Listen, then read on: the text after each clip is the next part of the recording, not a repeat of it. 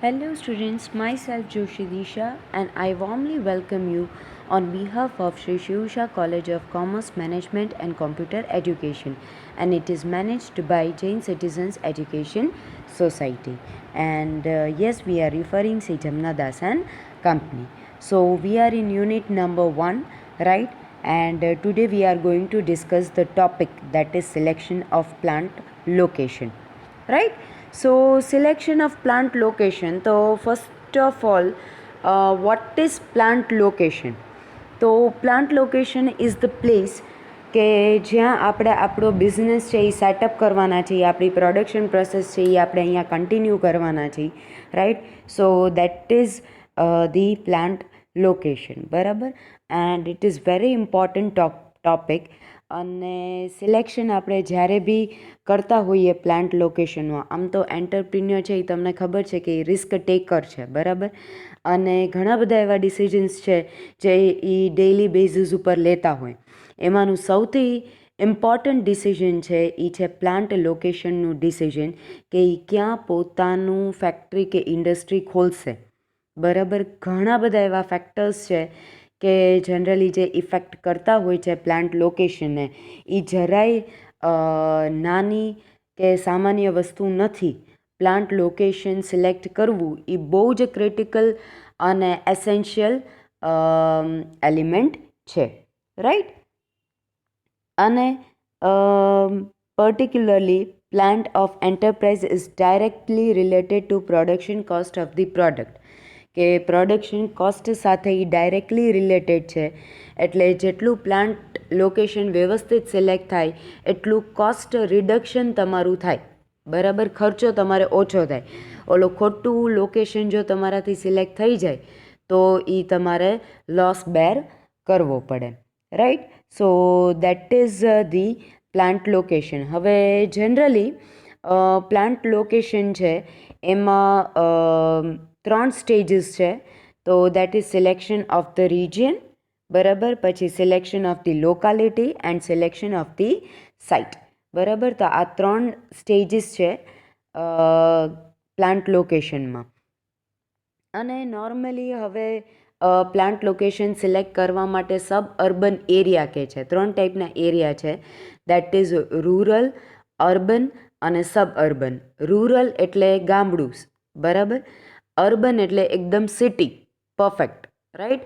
અને સબ અર્બન એટલે બહુ મોટું સિટી બી નહીં અને સાવ ગામડા જેવું બી નહીં, બરાબર. That is sub urban area. તો હવે સેન્ટ્રલ અને સ્ટેટ ગવર્મેન્ટ છે એ જનરલી એવું આગ્રહ રાખે છે કે ઇન્ડસ્ટ્રીઝ છે એ સબ અર્બન એરિયામાં ડેવલપ થાય. એનું રીઝન છે કે એક ઇક્વાલિટી ઊભી થાય. નકર કેવું છે, સિટી છે એ ડેવલપ થતું જ જાય અને રૂરલ એરિયા છે એ ડાઉનવર્ડ આવતું જ જાય.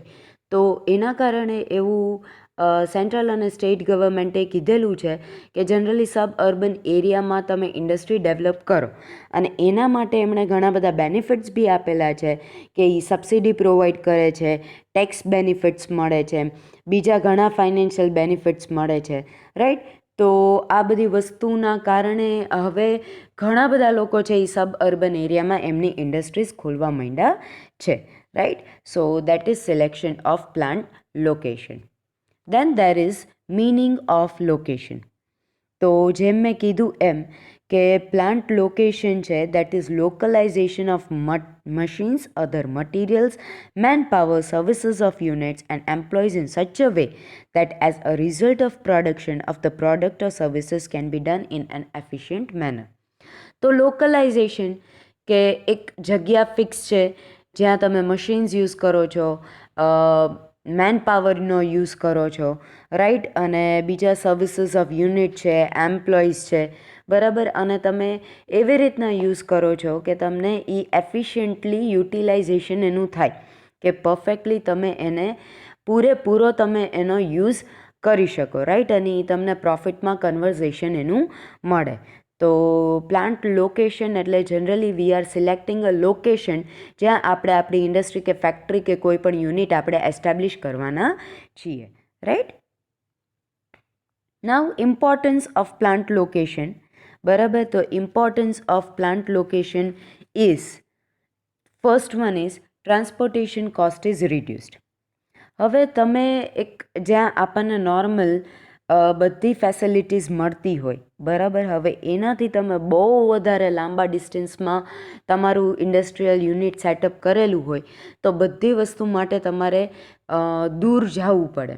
તો એના કારણે આપણને ઘણી બધી વસ્તુની તકલીફ પડે, રાઈટ, કે ટ્રાન્સપોર્ટેશન કોસ્ટ છે એ ઓટોમેટિકલી તમારી વધી જાય. તો તમારે મશીન્સનું કલેક્શન કરવું હોય, રો મટીરિયલનું કલેક્શન કરવું હોય, તમારે લેબર્સ સારા ગોતવા હોય, રાઈટ, બીજા એમ્પ્લોઈઝ છે કે ગમે તે સર્વિસીસ છે, બરાબર.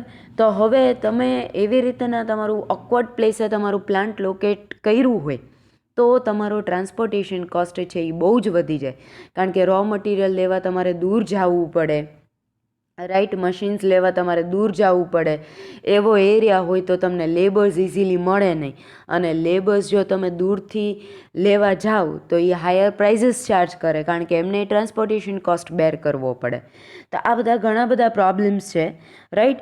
તો એક સારું plant location, perfect plant location તમે સિલેક્ટ કર્યું હોય તો તમને ટ્રાન્સપોર્ટેશન કોસ્ટ છે એ ઓટોમેટિકલી રિડ્યુસ થઈ જાય. Second point is raw material is available at a short distance. Second point is, જે ફર્સ્ટ પોઈન્ટમાં થોડો ઘણો તો કવર થઈ જ ગયો છે, બરાબર, કે રો મટીરિયલ નજીક હોય એ વસ્તુ બહુ વધારે ઇમ્પોર્ટન્ટ છે, કારણ કે રો મટીરિયલ છે એ જ બધું છે. રો મટીરિયલ સારું ન હોય તો પ્રોડક્ટ બગડી જાય છે, રો મટીરિયલ જો સારું હોય તો પ્રોડક્ટ બહુ જ સારું બને છે. તો રો મટીરિયલ છે એ બેઝ છે બધી વસ્તુનો. તો રો મટીરિયલ જો તમને ટાઈમે ન મળ્યું તો તમારી પ્રોડક્શન પ્રોસેસ છે એ સ્ટોપ થઈ જાય. અને રો મટીરિયલ જો તમે સ્મોલર ક્વોન્ટિટીઝમાં લાવો તો એની કોસ્ટ તમારે બેર કરવી પડે, અને બહુ બલ્કમાં લાવીને તમે રાખો તો ઘણીવાર એવું થાય કે બધી રો મટીરિયલનો યુઝ ન થતો હોય તો એ પાછો એક બીજો ડ્રોબેક ઊભો થાય.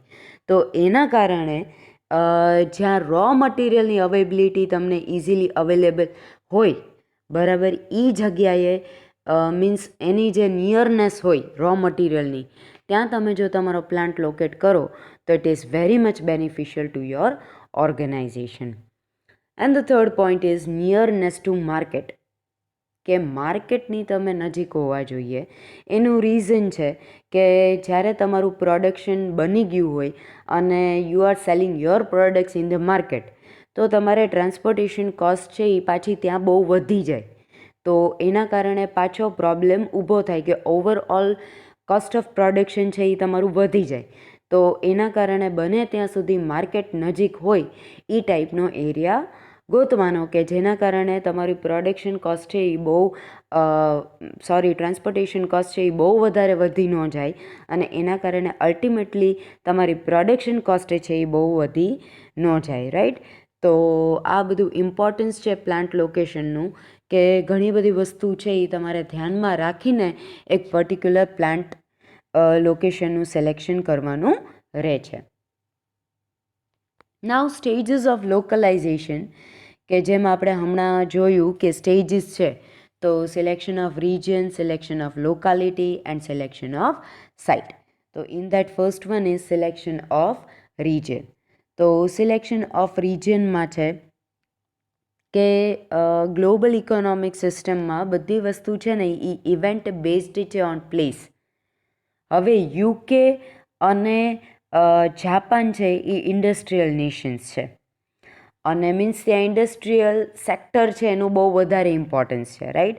અને આપણે મીન્સ ઇન્ડિયા અને ન્યૂઝીલેન્ડ છે એ એગ્રેરિયન નેશન્સ છે, બરાબર. એટલે આપણે એગ્રીકલ્ચરનું ઇમ્પોર્ટન્સ બહુ વધારે છે, એટલે આપણે એગ્રીકલ્ચરલ કન્ટ્રી જ કહેવાય આપણું, રાઈટ. અને અમેરિકા છે એ બંનેનું મિક્સચર છે, એગ્રીકલ્ચર એ તે અને ઇન્ડસ્ટ્રીયલ એ તે. તો હવે આમાં નેચરલ પ્રોપર્ટી જે છે it plays an important role. કેવી રીતના કે વેધર ઇમ્પોર્ટન્ટ છે, બરાબર. વાતાવરણ કોના માટે ઇમ્પોર્ટન્ટ છે? તો એ આપણા માટે છે, ન્યૂઝીલેન્ડ માટે છે ને અમેરિકા માટે છે, અને એવા બધા નેશન્સ માટે છે કે જે એગ્રીકલ્ચરલ એક્ટિવિટીઝ ફોલો કરે છે. કારણ કે અમુક સિઝન્સમાં અમુક પ્રોડક્શન થતું હોય, કમોસમ કંઈ થઈ જાય તો એગ્રીકલ્ચર સેક્ટરને મીન્સ એગ્રીકલ્ચરલ એક્ટિવિટીઝને તરત અફેક્ટ કરે છે, right. So that is natural properties છે એ બહુ વધારે ભાગ ભજવે છે. તો વેધર જે એટમોસ્ફિયર છે, વાતાવરણ છે, એનાથી પાછું જાપાનને અને યુકેને બહુ એટલા ખાસ લેવા દેવા નથી, રાઈટ, કારણ કે એ એગ્રેરિયન કન્ટ્રી નથી, એગ્રીકલ્ચર ફોલો કરતા નથી, રાઈટ. અને માઇન્સ અને મિનરલ્સ છે એ બેઝિક રિક્વાયરમેન્ટ છે ઇન્ડસ્ટ્રીયલ કન્ટ્રીની, તો એમાં એ લોકોને એ બધા ફેક્ટર્સ નડતા હોય કે ક્યાંથી ભાઈ મિનરલ્સ મળે, ક્યાંથી આપણે માઇન્સ એવી ફોર્મ્યુલેટ કરીએ, રાઈટ. સો લેન્ડ છે, રેન્સ છે, વોટર છે, બરાબર, કન્વિનિયન્ટ ક્લાઇમેટ છે, આ બધું એગ્રીકલ્ચરલ નેશન્સની રિક્વાયરમેન્ટ છે. તો this is selection of region, કે તમારું કઈ ટાઈપનું પ્રોડક્ટ છે, કે તમારું કઈ ટાઈપનું પ્રોડક્શન છે, કે તમારે કઈ ઇન્ડસ્ટ્રીને તમે ફોલો કરો છો, બરાબર, એના ઉપર બહુ ઇમ્પોર્ટન્ટ છે કે તમે કયું રિજિયન છે એ પર્ટિક્યુલરલી સિલેક્ટ કરશો, બરાબર. ઘણાને માઉન્ટેન્સ સાઈડનું પ્રોડક્શન થતું હોય, તો ઘણાને સી શોર્સ રિલેટેડ પ્રોડક્શન થતું હોય, એટલે ટૂંકમાં દરિયાકાંઠો આવતો હોય ત્યાંનું એ લોકોને ઇમ્પોર્ટન્સ હોય. તો ઇટ ડિપેન્ડ્સ કે તમારું કઈ ટાઈપનું, તમે કઈ ટાઈપનું પ્રોડક્શન ફોલો કરો છો, તમે કયા ટાઈપની તમારી ઇન્ડસ્ટ્રી છે એના ઉપર રિજન સિલેક્ટ થાય. Then second one is selection of locality. તો લોકાલિટીમાં આપણે હમણાં જ જોયું કે અર્બન એરિયા, રૂરલ એરિયા અને સબઅર્બન એરિયા, બરાબર. મેં હમણાં જ કીધું કે અર્બન કોને કહેવાય, રૂરલ કોને કહેવાય અને સબઅર્બન કોને કહેવાય. તો નાવ let us take a look over urban areas, એટલે ડેવલપ્ડ એરિયા, સિટી એરિયા. તો એના એડવાન્ટેજીસ શું થાય, તો ઓબ્વિયસલી તમને ટ્રાન્સપોર્ટેશન ફેસિલિટીઝ છે એ બહુ સારી મળે અર્બન એરિયાઝમાં, રાઈટ, કે તમને ઇઝીલી રેલ અને રોડ ટ્રાન્સપોર્ટેશન છે એ મળી જાય. બીજી વસ્તુ છે કે મોર ઓવર લેબરર્સને એમને ત્યાં આવવા જવા માટે ટ્રાન્સપોર્ટેશન છે એ ઘણા બધા અવેલેબલ થઈ શકે. દેન કમ્યુનિકેશન ફેસિલિટીઝ બહુ સારી મળે અને ક્વિક મળે, બરાબર. યુ કેન ઇઝીલી કમ્યુનિકેટ, ઘણા બધા એવા સોર્સિસ છે કે જેનાથી તમે કમ્યુનિકેશન સરસ કરી શકો. ત્રીજી વસ્તુ છે કે ફાઇનાન્શિયલ ફેસિલિટીઝ, કારણ કે બેન્કિંગ છે, મની લેન્ડર્સ છે, એ બધું તમને સિટી એરિયાઝમાં ઘણું બધું મળી જાય. તો દેટ ઇઝ ત્યાં ફાઇનાન્શિયલ ફેસિલિટીઝ છે, પૈસે ટકે બી તમને ઘણા બધા સોર્સિસ અને અલ્ટરનેટિવ્સ મળી જાય છે. દેન ઇન્સ્યોરન્સ ફેસિલિટીઝ છે એ તમને અર્બન એરિયાઝમાં વધારે મળે અને આનાથી એન્ટરપ્રિન્યોરનું રિસ્ક છે એ ઘણું કમ્પેરેટિવલી લો થઈ જાય. દેન ગોડાઉન, વેરહાઉસીસ, બરાબર, આ બધું સ્ટોરેજની ફેસિલિટીઝ બી તમને અર્બન એરિયામાં બહુ જ સારી મળી જાય ઇન કમ્પેરિઝન ટુ રૂરલ. પછી સ્કિલ્ડ વર્કર્સ જોતા હોય તો એ ઇઝીલી મળી જાય, અનસ્કિલ્ડ લેબર્સ જોતા હોય તો એ ઇઝીલી મળી જાય. તો આ બધી વસ્તુ છે એ તમને ઇઝીલી અર્બન એરિયાઝમાં સેટલઅપ થઈ જાય. દેન સબઓર્ડિનેટ યુનિટ જો તમારે ડેવલપ કરવા હોય તો એ બી ફેસિલિટી મળી જાય. દેન લાર્જ માર્કેટ બી તમે કવર કરી શકો, કે ઓબ્વિયસલી તમે સિટીમાં છો એટલે લાર્જ માર્કેટ બી તમને અવેલેબલ થાય. દેન ટ્રેનિંગ સેન્ટર્સ તમને મળે, કારણ કે અર્બન એરિયાઝમાં તો ટ્રેનિંગ સેન્ટર્સ હોય, બરાબર, કે ટ્રેનિંગ સર્વિસીસ આપવામાં આવે લેબર્સને, એમ્પ્લોઈઝને, બરાબર. તો એ બેનિફિટ બી મળે. અને એજ્યુકેશન લેવું હોય, હેલ્થ રિલેટેડ ફેસિલિટીઝ હોય કે એન્ટરટેઇનમેન્ટની ફેસિલિટીઝ હોય, આ બધી વસ્તુ તમને અર્બન એરિયામાં છે એ બહુ સરસ મળી જાય. મોર ઓવર દેટ ફાયર બ્રિગેડ છે, પોલીસની સર્વિસીસ છે, આ બધી વસ્તુ બી તમને અર્બન એરિયામાં બહુ પરફેક્ટલી મળી જાય. હવે ડિસએડવાન્ટેજીસ શું છે અર્બન એરિયાના, તો લેન્ડનો ભાવ, જમીનનો ભાવ બહુ વધારે હોય, જેટલો સારો એરિયા એટલું એનું કોસ્ટિંગ વધારે. તો એ એક વસ્તુ છે એ બહુ ભારે પડી જાય છે, રાઈટ. સો અને ક્યારેક તો સફિશિયન્ટ લેન્ડે ન મળે આપણને, કે જેટલા જમીનની આપણને જરૂર હોય એટલી જમીન બી આપણને ન મળે અર્બન એરિયામાં. તો that is the main problem. પછી લેબર એ બહુ કોસ્ટલી હોય, કારણ કે ગામડામાં ને એમાં તમને મળી જાય, એવી રીતના તમને અર્બન એરિયાઝમાં, સિટી એરિયાઝમાં તમને લેબર્સ છે એ ચીપ ન મળે. પછી છે કોમ્પિટિટર્સ બી બહુ હોય. સિટીમાં તમે છો તો રાઇવલ એન્ટરપ્રાઇઝીસ છે એ ઘણું બધું છે, ત્યાં કોમ્પિટિશન વધી જાય. પછી લેબર યુનિયન્સ છે એ બી ત્યાં બહુ એક્ટિવ હોય અર્બનમાં, એટલે એ બી ઓર્ગેનાઇઝેશન એ વસ્તુ બહુ નડે છે. પછી ટેક્સીસ છે દેટ આર ઓલ્સો હાઈ, બરાબર, હાઈ છે taxes. Then problems of disposal of garbage, કે બગાડ જે બધો છે એ ક્યાં વેસ્ટેજ કરવું, બરાબર, એ એક બહુ પ્રોબ્લેમ છે, કારણ કે લેન્ડની બહુ કમી છે અને છે બી બહુ કોસ્ટલી. એટલે તમારે લિમિટેડ એરિયામાં બધું ફોર્મ્યુલેટ કરવાનું હોય તો ડિસ્પોઝલ તમારે કરવું હોય વેસ્ટેજનું, કે તમે જે પ્રોડક્શન કર્યું એનું વેસ્ટ હોય તો એને ડિસ્પોઝ કરવા માટે કોઈ પણ પર્ટિક્યુલર વ્યવસ્થિત જગ્યા મળતી નથી, અને એના કારણે ડર્ટી સ્લમ્સ છે એનું ડેવલપમેન્ટ થાય છે, રાઈટ. દેન રૂરલ એરિયા, બરાબર, એટલે થોડો ગામડાનો એરિયા, તો ત્યાં લેન્ડ છે એ બહુ ઇઝીલી અવેલેબલ છે, તો દેટ ઇઝ ઇટ્સ એડવાન્ટેજ. પછી સેમ લેબરની છે, જે ટૂંકમાં સિટીના જે અર્બન એરિયાના એડવાન્ટેજીસ હતા ને એ આના ડિસએડવાન્ટેજીસ બનશે, અને જે અર્બન એરિયાના ડિસએડવાન્ટેજીસ હતા એ રૂરલ એરિયાના એડવાન્ટેજીસ બનશે, બરાબર. It is as simple as that. તમારે વાઇસ વર્સા કરી નાખવાનું, બરાબર. તો લેબર છે એ બી તમને અહીંયા રૂરલ એરિયામાં ચીપ મળી જાય. પછી લેબર, એમ્પ્લોય અને ઓનર્સના રિલેશન પણ બહુ સારા હોય છે. ટેક્સીસ બી ઓછો પે કરવાનો હોય છે, બરાબર. અને સ્લમનો ને એનોય પ્રોબ્લેમ ન થાય, કારણ કે લેન્ડ તમને ઇઝીલી અવેલેબલ બી હોય, એના કારણે તમારે વેસ્ટેજનું ને એનું ડિસ્પોઝલ બી સરસ થઈ જતું હોય, તો એના કારણે સ્લમ એરિયાનો પ્રોબ્લેમ બી થતો નથી. હવે ડિસએડવાન્ટેજીસ શું છે રૂરલ એરિયાના? તો facilities of transportation and communication is lacking. તમને ટ્રાન્સપોર્ટેશનની ફેસિલિટી સારી ન મળે, કમ્યુનિકેશનની ફેસિલિટી સારી ન મળે.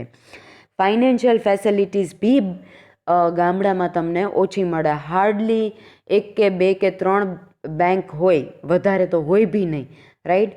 તો બહુ લિમિટેડ થઈ જાય. ઇન્સ્યોરન્સ ફેસિલિટીઝ ન મળે. પછી સ્ટોરેજ ફેસિલિટી, કે ગોડાઉન્સ છે કે વેર હાઉસીસ છે એ ન મળે, રાઈટ. પછી લેબર્સને એમની રીતે અવર જવર કરવા માટે વાહનનો જે છે દેટ ઇઝ ટ્રાન્સપોર્ટેશનની તકલીફ પડે. પછી રૂરલ એરિયામાં માર્કેટ્સ છે એ બહુ દૂર છે, તો એના કારણે પાછું ટ્રાન્સપોર્ટેશન એક્સપેન્સીસ વધી જાય છે, બરાબર. અને કોઈ જ ટ્રેનિંગ સેન્ટર્સ કે એવું કાંઈ જ નથી, એના કારણે તમને પ્રોપર ટ્રેનિંગ બી મળતી નથી, right. So that is the main problem. પછી સબ અર્બન એરિયા, બરાબર, તો એ જેમ કીધું એમ કે રૂરલ સાવ ગામડા જેવું બી નથી, અને અર્બન એટલે એકદમ જ તે ડેવલપ્ડ કે સિટી એરિયા બી નથી, બરાબર. તો સબ અર્બન એરિયાના એડવાન્ટેજીસ છે, તો તમને ત્યાં સફિશિયન્ટ અને ચીપ લેન્ડ મળી જાય, બરાબર. હવે બંનેની વચ્ચેનો આ રસ્તો છે, અને સારામાં સારો રસ્તો છે, રાઈટ. સો તમને લેન્ડ બી મળી જાય, પછી bank, insurance, storage, water, fire brigade, બધી જ સર્વિસીસ તમને મળી જાય. પછી તમને ટ્રેન્ડ અને અનટ્રેન્ડ બંને લેબર્સની બી અવેબિલિટી તમને રહે છે. ટ્રેનિંગ સેન્ટર્સ બી તમને મળી જાય. માર્કેટ છે એ બી નજીક છે, તો એના કારણે એ બી એક પ્લસ પોઈન્ટ છે, બરાબર. અને ટૂંકમાં તમે બધી વસ્તુ છે એ ઓલ ઓવર સારી છે, એટલે તમે જોવા જાઓ તો ઓલ ઓવર ટ્રાન્સપોર્ટેશન કોસ્ટ બી આમાં ઘણો બધો ઓછો થાય છે, right. So that are its advantages. અને સિલેક્શન ઓફ સાઇટ છે એ તમને જનરલી આપ્યા નથી, પણ સિલેક્શન ઓફ સાઇટ એટલે સિલેક્શન ઓફ તમને કહેવાય ને કે પર્ટિક્યુલર લોકેશન જ કહેવાય. સાઇટ એટલે પર્ટિક્યુલર તમારે જ્યાં તમારો પ્લાન્ટ છે એ ઊભો કરવાનો છે, બરાબર, that is selection of site, બરાબર. અને એના તમારે એડવાન્ટેજીસ કે ડિસએડવાન્ટેજીસ ન હોય, કારણ કે આ કોઈ પર્ટિક્યુલર એરિયા કે એવું કંઈ નથી. પણ સિલેક્શન ઓફ સાઇટ એટલે તમારે રો મટીરિયલ નજીકથી મળી રહે એ સારું હોવું જોઈએ, પછી ટ્રાન્સપોર્ટેશન કોસ્ટ ઓછી હોવી જોઈએ, લેબરર્સ છે એ તમને ઇઝીલી અવેલેબલ હોવા જોઈએ, બરાબર, માર્કેટ છે એ નજીક હોવું જોઈએ. તો આ બધા જનરલી પોઈન્ટ્સ છે એ સિલેક્શન ઓફ સાઇટમાં તમારે આવતા હોય છે, right. So that is the stages, right, of plant location, બરાબર. હવે next topic is modern trends for the choice of plant location, બરાબર. મોડર્ન ટ્રેન્ડ્સ શું છે કે અત્યારે હવે કયા ટાઈપનું થિંકિંગ છે એ ચાલી રહ્યું છે, તો that is priority to suburban area in selection, બરાબર. હવે સેન્ટ્રલ ગવર્મેન્ટ ને સ્ટેટ ગવર્મેન્ટ બી કહે છે કે સબ અર્બનમાં ડેવલપ કરો, એના માટે એ લોકો બેનિફિટ્સ બી ઘણા આપે છે, that is subsidy, tax benefits, બરાબર, અને બીજી બી ઘણી ફાઇનાન્શિયલ ફેસિલિટીઝ અવેલેબલ છે, રાઈટ. અને બીજું એ લોકો એમ કહે છે કે એક ઇક્વાલિટી રાખો, કે સિટી છે એ પછી ડેવલપ થતા જ જાય ને રૂરલ એરિયાઝ છે એ બેકવર્ડ થતા જાય. તો દેટ ઇઝ ધ રીઝન કે સબ અર્બન એરિયાઝને હવે ઇક્વાલિટી લાવવા માટે ડેવલપ કરવામાં આવે છે, and it is quite beneficial also. હમણાં જ આપણે એના એડવાન્ટેજીસ જોયા કે બંનેના જે ડિસએડવાન્ટેજીસ છે એ આમાં કવર થઈ જાય છે સબ અર્બન એરિયામાં, right. So it is quite beneficial also.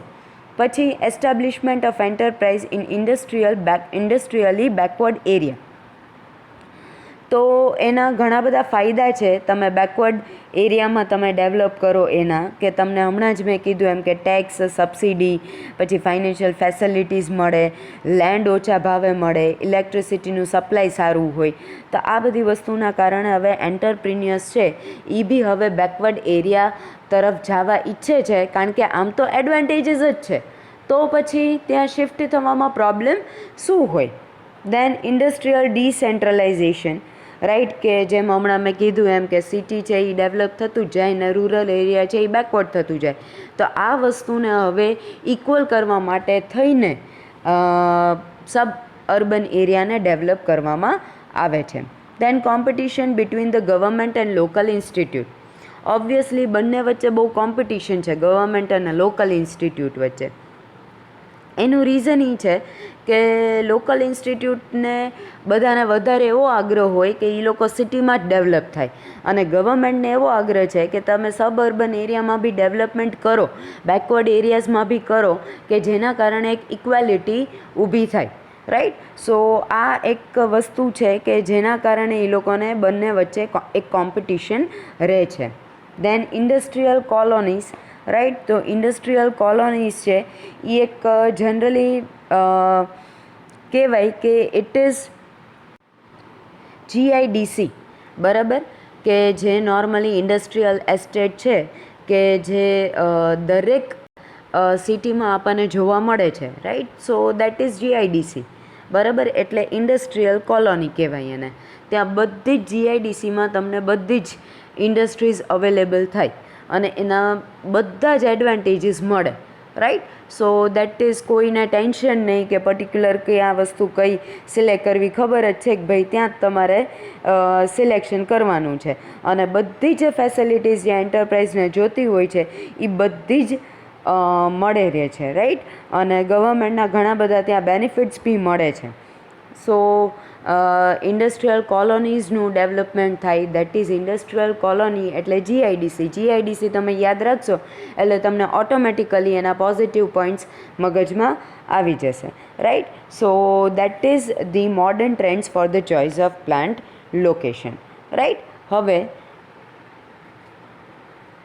Last topic, that is factors affecting the selection of plant location of industrial enterprise, બરાબર. કઈ કઈ વસ્તુ ધ્યાનમાં રાખવાની છે અને કયા એવા ફેક્ટર્સ છે કે જે પ્લાન્ટ લોકેશનના સિલેક્શનને અફેક્ટ કરે છે. જો તમે આ બધી વસ્તુ જે પોઈન્ટ્સ આપેલા છે એ ધ્યાનમાં ન રાખો તો તમારી ઓર્ગેનાઇઝેશનને લોસ ફેસ કરવો પડે. એટલે જ્યારે બી તમે પ્લાન્ટ લોકેશન સિલેક્ટ કરો છો ત્યારે આ બધી જ વસ્તુને ધ્યાનમાં લઈને જ તમારે પ્લાન્ટ લોકેશનનું સિલેક્શન કરવાનું છે. First one is availability of raw material nearby. Again and again આ ટોપિક આવે છે, બરાબર. જ્યાં તમને રો મટીરિયલ ઇઝીલી અવેલેબલ થતું હોય એ જગ્યા તમારે સિલેક્ટ કરવાની રહે છે. Then nearness of sales centre. Sales centre એટલે માર્કેટ, બરાબર. તો માર્કેટ જ્યાં તમને નજીક પડતું હોય, again this point is repeated, બરાબર, કે માર્કેટ જ્યાં તમને નજીક પડતું હોય ત્યાં તમારે તમારું પ્લાન્ટ લોકેશન છે એ સેટઅપ કરવાનું છે. દેન અવેબિલિટી ઓફ લેબર ફોર્સ, કે જ્યાં તમને સ્કિલ્ડ હોય, અનસ્કિલ્ડ હોય કે સેમી સ્કિલ્ડ હોય, દરેક ટાઈપના વર્કર્સ તમને ઇઝીલી અવેલેબલ હોય એ પ્લાન્ટ લોકેશનમાં તમારે સિલેક્શન કરતી વખતે ધ્યાનમાં લેવાનું છે. ઇન્ફ્રાસ્ટ્રક્ચર ફેસિલિટીઝ, કે જ્યાં ઇલેક્ટ્રિસિટી સપ્લાય, પછી વોટર સપ્લાય, રિપેરિંગ સર્વિસીસ, આ બધી વસ્તુ તમને ઇઝીલી મળી જાય, બરાબર, ત્યાં તમારે પ્લાન્ટ લોકેશનનું વિચારવાનું રહે છે. Then commercial facilities, that is financial exchange, road railway facilities, banking services, બરાબર. તો આ બધી ફેસિલિટીઝ જ્યાં તમને સારામાં સારી અવેલેબલ હોય ત્યાં આપણે પ્લાન્ટ લોકેશનનું વિચારવાનું રહે છે, બરાબર. ફોર એન એક્ઝામ્પલ, કે જ્યાં ઇમ્પોર્ટ એક્સપોર્ટ બિઝનેસ થતો હોય ત્યાં પોર્ટ છે એ નજીક હોવું જોઈએ. પછી જ્યાં લાઇટ વેઇટેડ ગુડ્સ બનતા હોય ત્યાં એરપોર્ટ નજીક હોવું જોઈએ, બરાબર. તો આવી રીતના ટૂંકમાં બધી વસ્તુ તમારે ધ્યાનમાં રાખીને પ્લાન્ટ લોકેશન છે એ સિલેક્ટ કરવાનું છે. દેન સોશિયલ ફેસિલિટીઝ, બરાબર, કે તમે એમ્પ્લોઈઝના ફેમિલી મેમ્બર્સને અને એમ્પ્લોઈઝને, બરાબર, એક સારું એટમોસ્ફિયર મળે, બરાબર, અને એ લોકોને એમના ફેમિલીને એજ્યુકેશન, હેલ્થ, એન્ટરટેઇનમેન્ટ એવી બધી ફેસિલિટીઝ મળે એવું તમે થોડું ધ્યાન રાખો, બરાબર. અને બીજી વસ્તુ છે કે એ લોકોને સિક્યોરિટી મળે અગેન્સ્ટ એક્સિડન્ટ્સ, કે ફાયર છે કે થેફ્ટ, રોબરી છે, આ બધી વસ્તુ જે થતી હોય એ બધી વસ્તુથી એમને ઓલ ઓવર ઇન્ડસ્ટ્રીને અને એમ્પ્લોઈઝને સેફટી મળે, રાઈટ. તો આ બધી સોશિયલ ફેસિલિટીઝ છે કે જે મળવી જોઈએ, રાઈટ, પર્ટિક્યુલર પ્લાન્ટ લોકેશનમાં. દેન એપ્રોચમેન્ટ ઓફ ગવર્મેન્ટ, તો ગવર્મેન્ટે જનરલી 2 ટાઈપના એપ્રોચીસ ડેવલપ કર્યા છે અને ઇન્ડસ્ટ્રીયલ સેન્ટ્રલાઇઝેશન છે એ બંધ કર્યું છે. પહેલી વસ્તુ તેમણે કીધી કે અર્બન એરિયામાં અને ડેવલપ્ડ એરિયામાં તમે તમારી ઇન્ડસ્ટ્રી ખોલી શકો નહીં, બરાબર. રેરેસ્ટ ઓફ રેર કેસમાં તમે ખોલી શકો, કારણ કે પછી એવું થાય કે એ પર્ટિક્યુલર એરિયા છે એ ડેવલપ થઈ જાય અને બેકવર્ડ એરિયા છે એ કાયમ માટે બેકવર્ડ જ રહે. ને બીજું છે કે એમણે પાછું ટેક્સમાં રાહત આપેલી છે અને બીજા ઘણા બધા એવા એડવાન્ટેજીસ આપ્યા છે કે જેના કારણે બેકવર્ડ એરિયાઝ છે એ આગળ આવે. તો આ 2 સ્ટેપ છે જે જનરલી ગવર્મેન્ટે લીધેલા છે બેકવર્ડ એરિયાને ડેવલપ કરવા માટે. તો તમે પ્લાન્ટ લોકેશન સિલેક્ટ કરો ત્યારે આ બધી વસ્તુ બી ધ્યાનમાં લેવાની રહે છે. Then facility of disposal for industrial waste. Again this point is repeated, કે જે તમે પ્રોડક્શન ને એવું બધું કરતા હોય તો ઘણા બધા વેસ્ટેજીસ હોય, તો એ વેસ્ટેજ ડિસ્પોઝ કરવા માટે, રાઈટ, તમારે સ્પેસ હોવી જોઈએ. તો એ બી તમે પ્લાન્ટ લોકેશન સિલેક્ટ કરો ત્યારે આ વસ્તુ બી તમારે ધ્યાન રાખવાની છે કે ડ્રેનેજ ફેસિલિટીઝ અને ડિસ્પોઝલ ફેસિલિટીઝ અવેલેબલ છે કે નહીં. દેન સ્ટ્રેટેજિક ફેક્ટર્સ, કે તમે પ્લાન્ટ લોકેશન સિલેક્ટ કરતા હોય તો તમારે નેચરલ કેલેમિટીઝ અને એક્સટર્નલ ફેક્ટર્સ બી ધ્યાનમાં રાખવાના છે કે ગમે ત્યારે ગમે તે વસ્તુ થઈ શકે, ડિસ્ટ્રોય થઈ શકે, ડેમેજ થઈ શકે. તો તમારે બધી જ વસ્તુનું વ્યવસ્થિત રીતના ધ્યાન રાખવાનું છે કે ફ્લડ આવે કે અર્થક્વેક આવે કે ગમે તે બીજો કોઈ પ્રોબ્લેમ થાય, ફાયર થાય, તો તમે એ વસ્તુથી વેલ પ્રિપેર્ડ હોવા જોઈએ. એન્ડ અધર ફેક્ટર્સ, રાઈટ, કે ફોર એન એક્ઝામ્પલ અહીંયા કીધું છે કે હેનરી ફોર્ડ છે ઓફ અમેરિકા, બરાબર. તો એમણે ફોર્ડ મોટર કંપની છે ને એ એમની બર્થ પ્લેસે ખોલેલી છે, દેટ ઇઝ ડેટ્રોઇટ, બરાબર. તો દેટ ઇઝ ડેટ્રોઇટ, ઓકે. તો this is the emotional factor, બરાબર, કે એમને જ્યાં બર્થ થયો હતો ત્યાં એમને એવી ઈચ્છા થઈ કે ભાઈ હું કંપની ખોલું જેનાથી મારી બર્થ પ્લેસ છે એ ફેમસ થાય, બરાબર. તો આવા બી ઘણા બધા ફેક્ટર્સ હોય છે કે જ્યારે તમે પ્લાન્ટ લોકેશન સિલેક્ટ કરો તો એ અફેક્ટ કરતા હોય છે. So these all are the factors that are affecting the plant location and you need to consider it while selecting the plant. બરાબર. So this is all for today's session. Thank you students.